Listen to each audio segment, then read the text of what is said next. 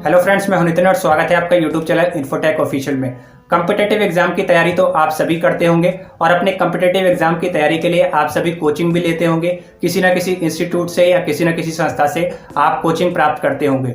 लेकिन काफी सारे स्टूडेंट ऐसे भी हैं जो कि आर्थिक रूप से कमजोर होने के कारण कोचिंग प्राप्त करना चाहते हैं, लेकिन पैसों की कमी की वजह से कोचिंग नहीं ले पाते हैं। तो ऐसे सभी स्टूडेंट के लिए और आर्थिक रूप से कमजोर वर्ग के लिए सरकार की तरफ से फ्री कोचिंग योजना स्टार्ट की गई है। इस योजना में आपको सरकार की तरफ से काफी सारे बेनिफिट प्रोवाइड करवाए जाते हैं। इस योजना के तहत कौन कौन अप्लाई कर सकता है, कौन कौन बेनिफिट प्राप्त कर सकता है, साथ ही यहाँ पे एलिजिबिलिटी क्राइटेरिया क्या क्या रखा गया है, आवेदन फॉर्म आपको किस तरीके से फिल करना है और आपको यहाँ पे किन किन डॉक्यूमेंट्स की जरूरत पड़ेगी ऑनलाइन अपलोड करने के लिए, यही मैं आपको आज की वीडियो में दिखाने वाला हूँ। तो चलिए बिना देर किए वीडियो को स्टार्ट करते हैं। बट आगे बढ़ने से पहले अगर आप चैनल पे फर्स्ट टाइम विजिट कर रहे हैं तो चैनल को सब्सक्राइब जरूर कीजिए, साथ ही नोटिफिकेशन बेल को ऑल पे दबा के प्रेस कर दीजिए ताकि आने वाली वीडियो के नोटिफिकेशन सबसे पहले आप तक पहुंचते रहें। तो चलिए शुरू करते हैं। फ्री कोचिंग स्कीम के लिए ऑनलाइन अप्लाई करने के लिए सबसे पहले आप इस वाली वेबसाइट पे आ जाएंगे।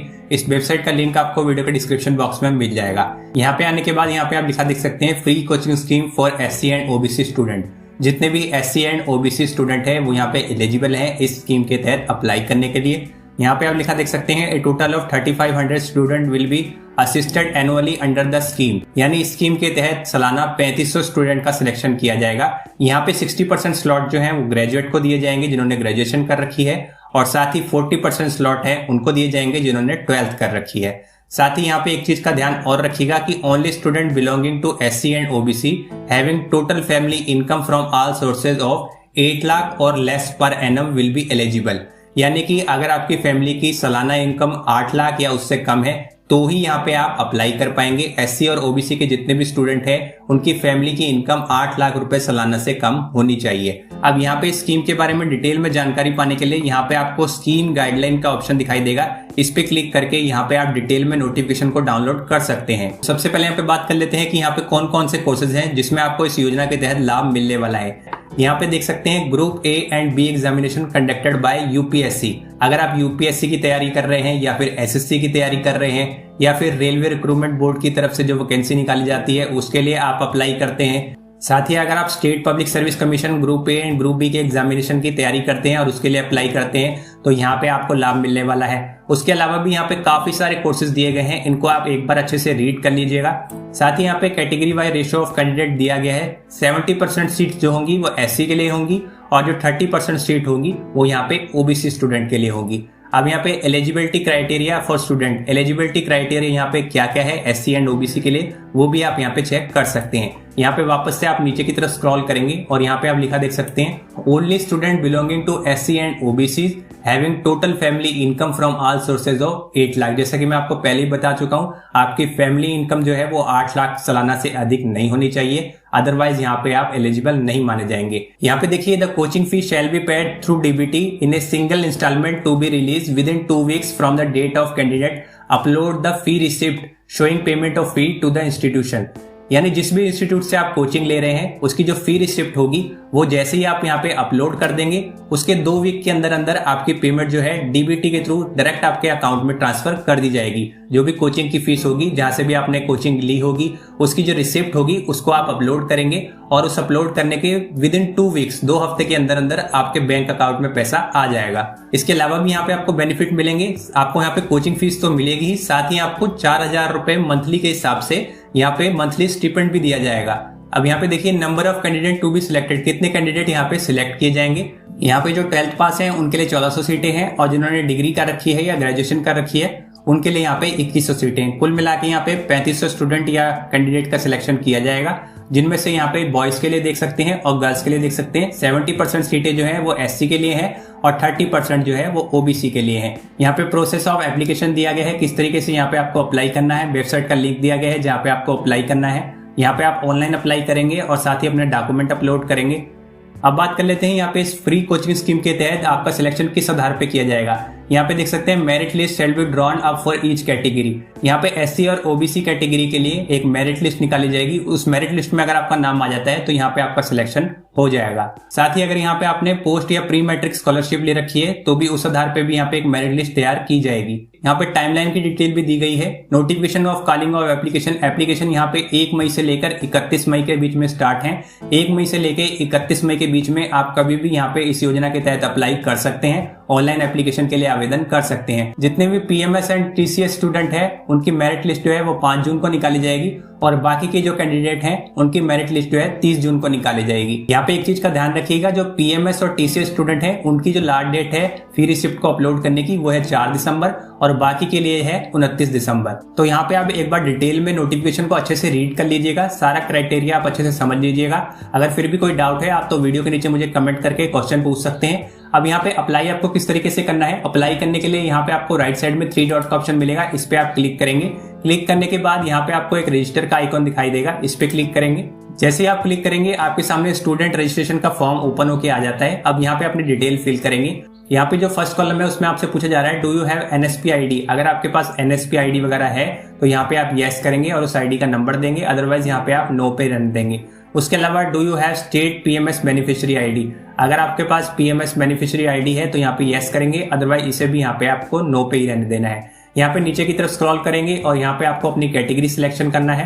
ड्रॉप डाउन मेन्यू को ओपन करेंगे और यहाँ पे आपको 2 ही कैटेगरी देखने को मिलेगी, एससी एंड ओबीसी, क्योंकि इन दोनों कैटेगरी के लिए ही ये स्कीम है। तो यहाँ से अपनी कैटेगरी को सिलेक्ट करेंगे। कैटेगरी सिलेक्ट करने के बाद यहाँ पे आप अपना फुल नेम एंटर करेंगे जैसा कि आपके 10th के सर्टिफिकेट में दिया गया है। अपने फादर का नेम एंटर करेंगे, अपना जेंडर सिलेक्ट करेंगे, एक mobile number, email ID enter करेंगे। साथ ही यहाँ पे आपको अपनी डेट ऑफ बर्थ भी एंटर करनी है जैसे कि आपके 10th के सर्टिफिकेट में दी गई है।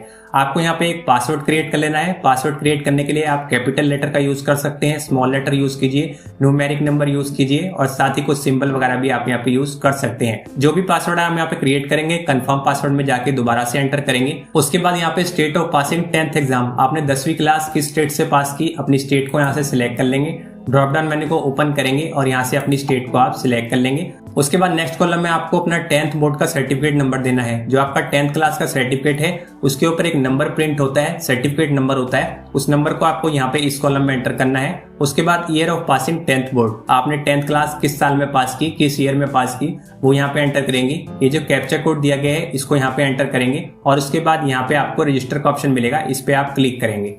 जैसे ही आप रजिस्टर के ऑप्शन पे क्लिक करेंगे आपको यहाँ पे इस तरीके का मैसेज शो करेगा, you have been registered successfully, your email ID will be used as your user ID for login.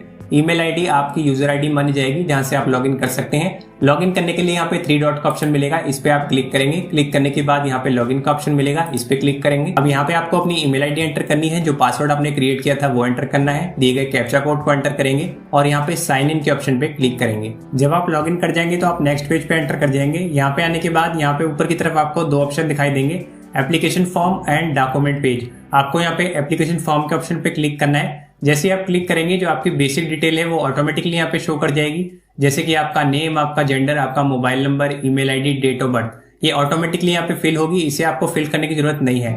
आपको सिंपली यहाँ पे अपना फादर नेम या गार्जियन नेम एंटर कर देना है। उसके बाद यहाँ पे आपसे पूछा जा रहा है आर यू 18+। अगर आप 18+ है तो यहाँ पे यस करेंगे, अदरवाइज इसे नो पे रहने देंगे।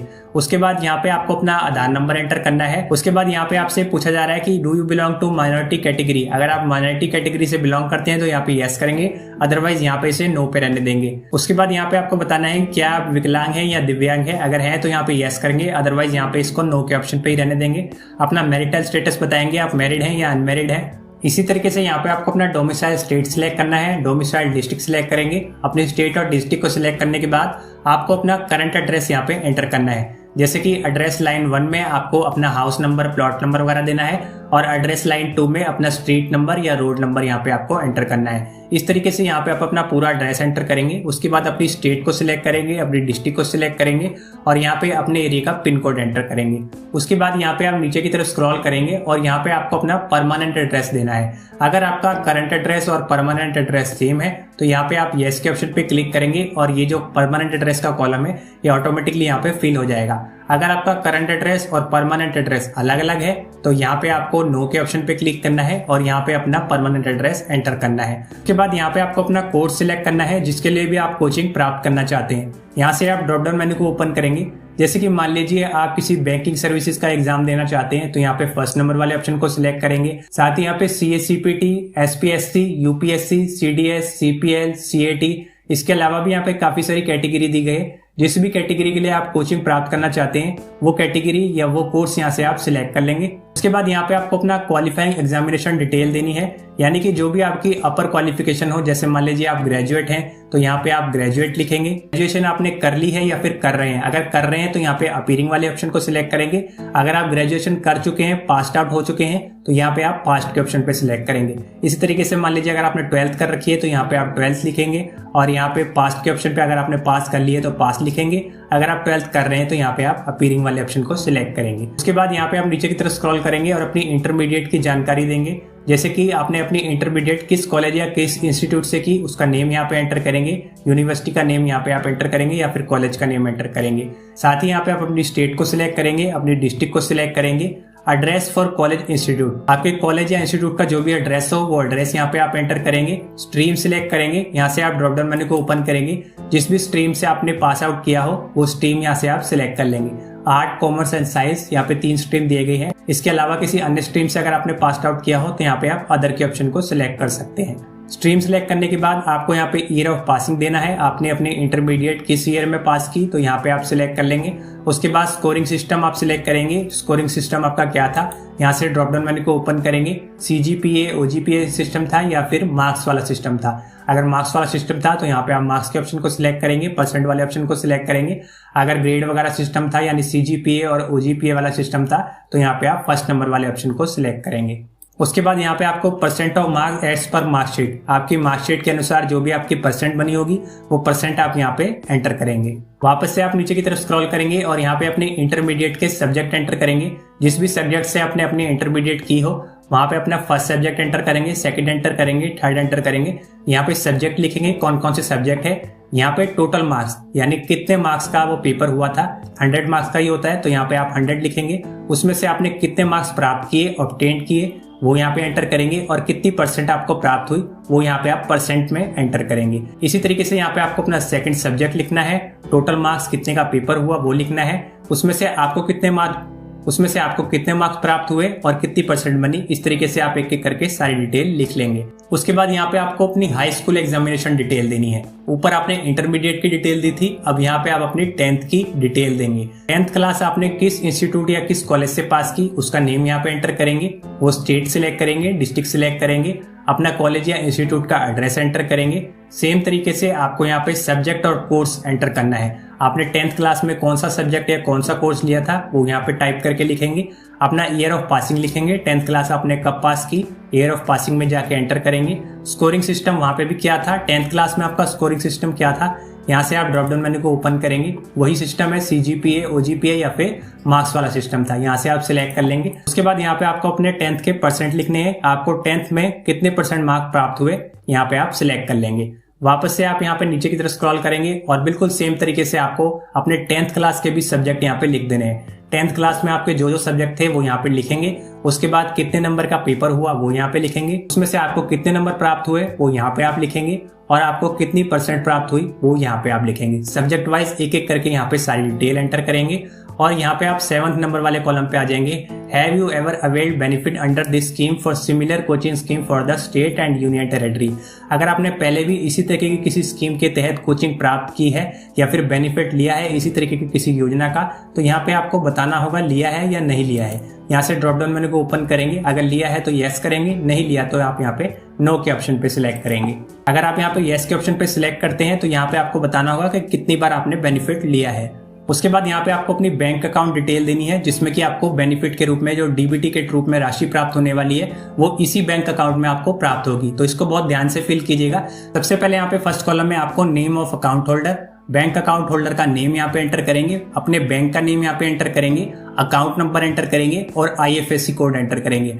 IFSC कोड जो आपकी बैंक की पासबुक होती है उसका जो फ्रंट पेज होता है उस पर आपको मिल जाएगा या फिर आप इंटरनेट से भी सर्च कर सकते हैं। उसके बाद यहाँ पे कॉलम नंबर 9 में total income from all sources of family members, अपनी फैमिली मेंबर्स की टोटल इनकम का यहाँ पे आपको ब्यौरा देना है जिसमें आपके फैमिली में जितने भी मेंबर होंगे उनकी इनकम की डिटेल यहाँ पे आपको एंटर करनी है। सबसे पहले यहाँ पे आपको फादर का ऑप्शन देखने को मिलता है। आपके फादर का नेम यहाँ पे आप एंटर करेंगे, उनकी एज कितनी है वो एंटर करेंगे, नेचर ऑफ एम्प्लॉयमेंट। अब यहाँ से आप ड्रॉप डाउन मेन्यू को ओपन करेंगे और वो क्या काम करते हैं, आपके फादर क्या काम करते हैं यहाँ पे आप सिलेक्ट करेंगे। अगर वो सैलरी लेते हैं तो यहाँ पे सैलरीड का ऑप्शन दिया गया है, खुद का कोई काम करते हैं तो सेल्फ एम्प्लॉयड के ऑप्शन को सिलेक्ट करेंगे, कैजुअल एंड अदर का ऑप्शन दिया गया है, या फिर अगर कोई भी काम नहीं करते हैं तो यहाँ पे नॉट एम्प्लॉयड का ऑप्शन दिया गया है। जो भी काम आपके फादर करते हो यहाँ से आप सिलेक्ट कर लेंगे। उसके बाद उनकी ईयरली इनकम कितनी है, यहाँ पे आप अपनी फादर की डिटेल एंटर कर रहे हैं तो आपके फादर की ईयरली यानी सालाना इनकम कितनी है वो यहाँ पे आप एंटर करेंगे। उसके बाद यहाँ पे अगर वो इनकम टैक्स पेयर हैं, इनकम टैक्स पे करते हैं तो यहाँ पे आप फील्ड वाले ऑप्शन को सिलेक्ट करेंगे, इनकम टैक्स पे नहीं करते हैं तो यहाँ पे नॉट फील्ड के ऑप्शन को सिलेक्ट रहने देंगे। इसी तरीके से यहाँ पे सेकंड कॉलम में अपनी मदर का नेम एंटर करेंगे, उनकी एज एंटर करेंगे, वो क्या काम करती हैं यहाँ पे एंटर करेंगे, उनकी इनकम एंटर करेंगे, उनकी सालाना इनकम जितनी भी होगी यहाँ पे एंटर करेंगे। अगर कोई इनकम नहीं है तो यहाँ पे आप 0 रहने देंगे। उसके अलावा यहाँ पे वो इनकम टैक्स पेयर है तो यहाँ पे फील्ड वाले ऑप्शन पे सिलेक्ट करेंगे, अगर इनकम टैक्स पेयर नहीं है तो यहाँ पे नॉट फील्ड के ऑप्शन को सिलेक्ट करेंगे। इसी तरीके से यहाँ पे आपको सारी डिटेल देनी है। अगर आप मैरिड हैं तो यहाँ पे अपनी हस्बैंड या वाइफ का नेम यहाँ पे एंटर करेंगे, उनकी एज एंटर करेंगे, वो क्या काम करते हैं वो एंटर करेंगे। इसके अलावा यहाँ पे आपको इनकम की डिटेल देनी होगी और यहाँ पे आपको फील्ड या not field income tax payer है या नहीं सिलेक्ट करना होगा। तो यहाँ पे इनके अलावा किसी अन्य फैमिली मेंबर को भी आप ऐड करना चाहें और भी आपके फैमिली में कोई मेंबर है तो यहाँ पे आपको ऐड मोर का ऑप्शन मिल जाता है, इस पे क्लिक करके आप ऐड कर सकते हैं। इसी तरीके से यहाँ पे अगर आपके घर में सिस्टर या ब्रदर हैं उनकी डिटेल भी आपको यहाँ पे देनी पड़ेगी। तो यहाँ पे देखिए यहाँ पे सिस्टर और ब्रदर का कोई ऑप्शन नहीं दिया गया है तो वो आप कैसे सिलेक्ट करेंगे, यहाँ पे नीचे की तरफ आएंगे और यहाँ पे आपको रिलेशनशिप का ऑप्शन मिलेगा। यहाँ से ड्रॉप डाउन मेन्यू को ओपन करके सिस्टर या ब्रदर या कोई और रिलेशनशिप होगा तो वो यहाँ से आप सिलेक्ट कर सकते हैं। फिर उनका नेम यहाँ पे एंटर करेंगे, उनकी एज, उसके बाद वो क्या काम करते हैं, उनकी कितनी इनकम है वो डिटेल यहाँ पे एंटर करेंगे और उसके बाद इनकम टैक्स पेयर है तो यहाँ पे फील्ड करेंगे, नहीं है तो यहाँ पे नॉट फील्ड के ऑप्शन पे क्लिक करेंगे। अगर आप इसी तरीके से सेकंड रिलेशनशिप ऐड करना चाहें तो यहाँ पे आपको ऐड मोर का ऑप्शन मिल जाता है। उसके बाद यहाँ पे लास्ट में आप आ जाएंगे डिक्लेरेशन वाले स्टेप पे। डिक्लेरेशन में आने के बाद यहाँ पे आपको सिलेक्ट एक्शन का ऑप्शन मिलेगा। यहाँ से आप ड्रॉप डाउन मेन्यू को ओपन करेंगे और ओपन करने के बाद यहाँ पे आपको सिंपली येस के ऑप्शन पे सिलेक्ट करना है। आप यहाँ पे येस करेंगे। येस के ऑप्शन को सिलेक्ट करने के बाद यहाँ पे आपको सबमिट फॉर्म का ऑप्शन देखने को मिल जाएगा। जैसे ही आप यहाँ पे सबमिट फॉर्म के ऑप्शन पे क्लिक करेंगे आप नेक्स्ट पेज पे एंटर कर जाएंगे। अब नेक्स्ट पेज पे आपको क्या करना है, नेक्स्ट पेज आपको मिलेगा डॉक्यूमेंट्स अपलोड करने का। अब यहाँ पे ध्यान से सुनिएगा कि आपको किन किन डॉक्यूमेंट्स की यहाँ पे जरूरत पड़ेगी जो कि आपको यहाँ पे ऑनलाइन अपलोड करने हैं। सबसे पहले आप अपना कास्ट का सर्टिफिकेट अपलोड करेंगे, अगर आप एससी हैं तो एससी का सर्टिफिकेट अपलोड करेंगे, ओबीसी हैं तो ओबीसी का सर्टिफिकेट अपलोड करेंगे। उसके बाद आपको यहाँ पे अपनी 10th की मार्कशीट अपलोड करनी होगी, 10th की मार्कशीट आप अपलोड कर लेंगे। साथ ही आपको अपने परमानेंट एड्रेस और करंट एड्रेस का भी एक प्रूफ देना होगा। साथ ही आपको अपनी फैमिली का यहाँ पे एक इनकम सर्टिफिकेट भी अपलोड करना होगा। आपको यहाँ पे बताना होगा कि आपकी इनकम वाकई 8 लाख रुपए सालाना से कम है। इनकम सर्टिफिकेट के अलावा अगर मान लीजिए आप दिव्यांग है या विकलांग है तो उसका भी सर्टिफिकेट आपको अपलोड करना होगा। इसके अलावा कोई अन्य डॉक्यूमेंट आपसे वहां पे मांगा जाता है अपलोड करने के लिए, इससे अगले स्टेप में यानी सबमिट फॉर्म के ऑप्शन पे क्लिक करने के बाद जो अगला स्टेप आएगा वहीं पे आपको ये सारे डॉक्यूमेंट अपलोड करने होंगे। तो जब वहां पे आप डॉक्यूमेंट अपलोड कर देंगे तो एक बार फिर से वहां पे नीचे आपको सबमिट का ऑप्शन देखने को मिलेगा। जैसे ही आप वहां पे सबमिट के ऑप्शन पे क्लिक करेंगे आपका ये फॉर्म यहाँ पे सक्सेसफुली कंप्लीट हो जाएगा। उसके बाद बस आपको मेरिट लिस्ट का वेट करना है। अगर आपका मेरिट लिस्ट में नाम आ जाता है तो आपने जो मोबाइल नंबर दिया था, जो ईमेल आईडी दी थी, उस पे आपको कंफर्मेशन मैसेज भेज दिया जाएगा और इस योजना के तहत जो जो बेनिफिट मैंने आपको बताए वो सभी बेनिफिट आपको दिए जाएंगे। तो फ्रेंड्स, इस तरीके से अगर आप भी एससी या ओबीसी कैटेगरी से बिलोंग करते हैं, आर्थिक रूप से आप कमजोर हैं, फ्री कोचिंग लेना चाहते हैं तो सरकार की तरफ से एक बहुत अच्छी स्कीम है। इसके तहत आप ऑनलाइन अप्लाई कर सकते हैं, ऑनलाइन आवेदन कर सकते हैं। जैसे ही आपका मेरिट लिस्ट में नाम आ जाएगा आपको यहाँ पे सारे बेनिफिट दिए जाएंगे। तो उम्मीद है आप सभी को वीडियो अच्छी लगी होगी। वीडियो को लाइक कीजिएगा, अपने फ्रेंड्स के साथ शेयर कीजिएगा। अगर आपको इस वीडियो से रिलेटेड कोई भी क्वेश्चन है, किसी भी किस्म की आपको दिक्कत हो रही है तो इस वीडियो के नीचे कमेंट बॉक्स में जाके आप क्वेश्चन जरूर कीजिएगा। तो चलिए अब मैं आपसे मिलूंगा एक और नई वीडियो में एक नए टॉपिक और एक नई जानकारी के साथ।